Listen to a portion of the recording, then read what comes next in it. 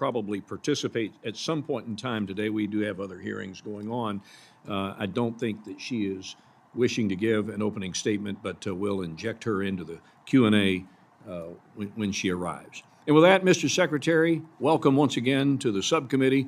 We're going to accept your written testimony for the record, and we'll yield the floor to you. Thank you. Chairman Womack, Ranking Member Clyburn, Chairman Cole, thank you all for inviting me to this subcommittee, as well as all the subcommittee members. I think it's been about 6 years since I've been back to the House. It's a pleasure to see you all. I'm not sure if there was some plan to bring the greatest voices of the House together in Womack and Clyburn, but you guys, great voices. It was made for media, I think.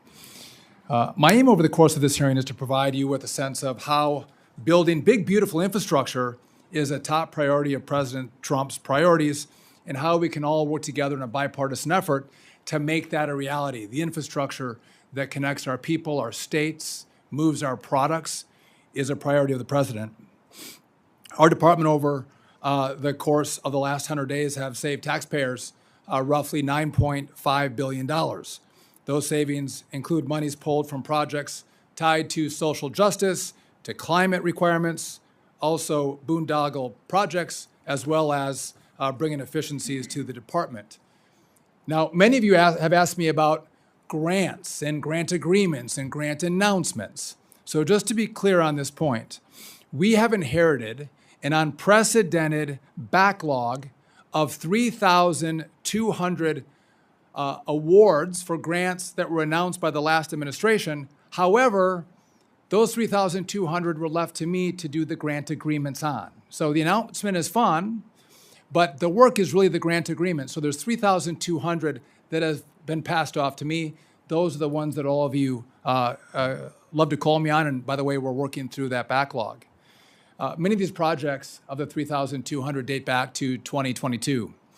The last administration, they were unorganized, they were unfocused, as projects around the country were stalled by inaction and inefficiencies. No one is more frustrated with the inefficiencies of this process than I am. Currently, there are 10 to 14 different systems to track the status of grants across the Department of Transportation. There's not one system, there's 10 to 14 systems that are used to track grants. I'm committed to consolidating all of this information into one dashboard so grantees can see how money is being spent. All of you can see the progress of grants. I want to bring you that transparency, but that's also consolidating the system in which the DOT uses to provide that information to all of you and to the American people. I promise to ensure that transparency as we move through this process.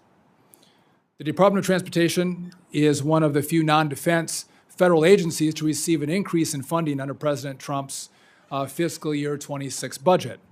The reason is simple. The president, he's a builder. He loves to build, and he wants to build at DOT.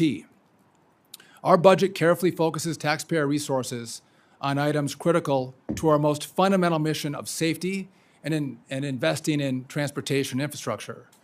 We have pushed forward with the approval of 405 grants totaling $4.9 billion in the president's 100-plus days in office. The president's budget of $26.7 billion in new discretionary funding for 2026 is a $1.5 billion increase over 2025, or it's 5.8% as an increase, which I'm proud to see that we have. We do not want to take additional funds from hardworking taxpayers for granted in this era of government where it's become too big, too inefficient, and too wasteful. We have carefully planned for these dollars to fund urgent projects that, once built, will serve future generations for decades and I think build and make this country stronger. And so I'm sure you're going to ask me questions, as Mr. Clyburn indicated, what's going on with staffing cuts. We are going to try to make the Department of Transportation more efficient, do more with less. I'm happy to talk about that. Also, want to discuss Newark. We are working through the telecom infrastructure upgrade to take care of the delays. As we speak right now, the FAA has brought in together all of the airlines who serve Newark to have a conversation about how there can be a delayed reduction. So if you book your flight, that flight's going to fly.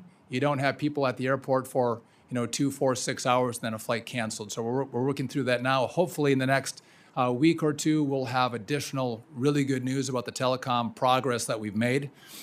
And happy to talk about the air traffic control system that we announced last week. And finally, I know my time is over, but I do want to say thank you to Tim and Sherry for coming. I've appreciated their support. I've gotten to know them since January 29th and the loss of their son Sam, and they have been a force for good, and I'm grateful for their partnership. I'm grateful they're coming here today, and I think this is a moment where we're trying to pay what happened in late January. We're trying to pay it forward to make sure we don't have another set of families of 67 people that have to fight to make sure they have a system that's going to work. So thank you for being here. And to the committee, thank you for having me. And I'm happy to take the committee's questions.